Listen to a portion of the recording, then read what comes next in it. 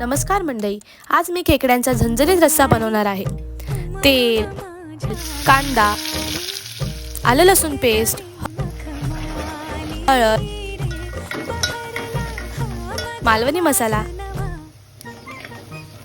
आणि चवीनुसार मीठ टाकून तेल सुटेपर्यंत भाजून घ्यायचे। त्यानंतर साफ केलेले खेकडे टाकून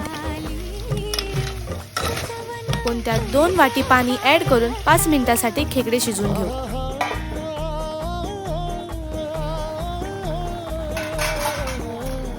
आता खोबऱ्याचं वाटण टाकून 5 ते 7 मिनिटांसाठी उकळी येऊ देऊ।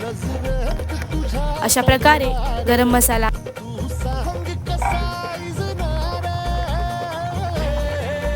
आणि कोथिंबीर टाकल्यानंतर गरमागरम खेकड्याचा रस्सा तयार आहे।